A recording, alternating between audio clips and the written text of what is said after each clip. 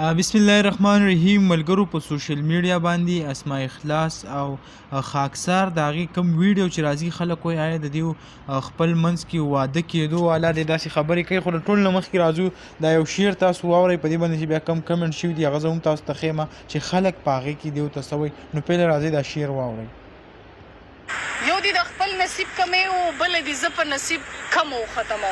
ښه یو دی د خپل نصیب کمی و بل دی زه په نصیب کم و ختمه. ښه خاکسار صاحب ته ګورئ چې هغه له کم جواب ورکوي. ګورئ او ما ویل یوازې زما یارې ما ویل یوازې زما یارې او د اختر ټالې هر سړی زنګوي د اختر ټالې هر سړی دې زنګوي.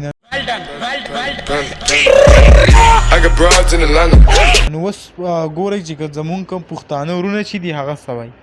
وایي سم ډس خو یې در باندې وکړو خاکساره شیلینګ دې پې وکړو حد دی یار. ها وایي رومانټیک سچویشن دی د شعر جواب خو یې سم ورکړی دی حد دی. ها راځو لاندې کوم یو کمنټس طرف ته. मजा नहीं आ रहा है.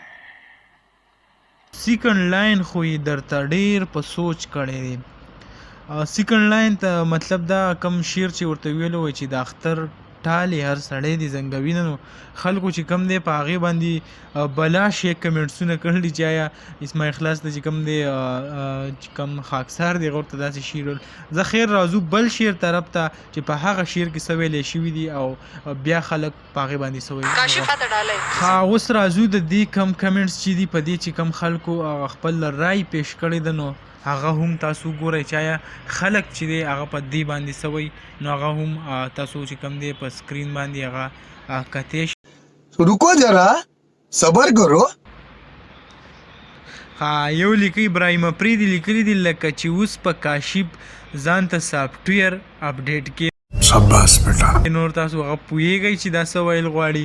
بل ویلي دي کاشف خو چانس و او یار ته څه چانس و او کاشف.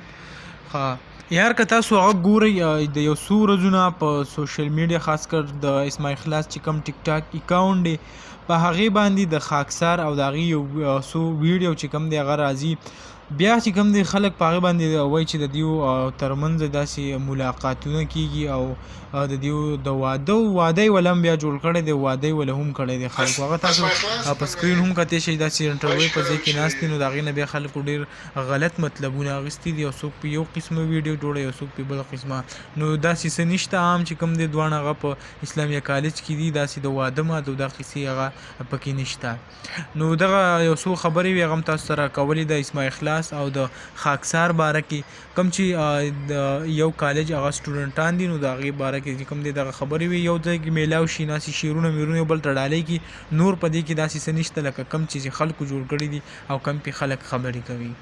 نو دغه ویډیو هغه هم تاسو سره شریک کړه. امید لرم ویډیو به مو خوښ شوي. که ویډیو مو خوښ شوي ویډیو لایک کړئ او که زمونږ په چینل نوي یې چینل سبسکرایب کړئ د داسې نورو ویډیوګانو دپاره.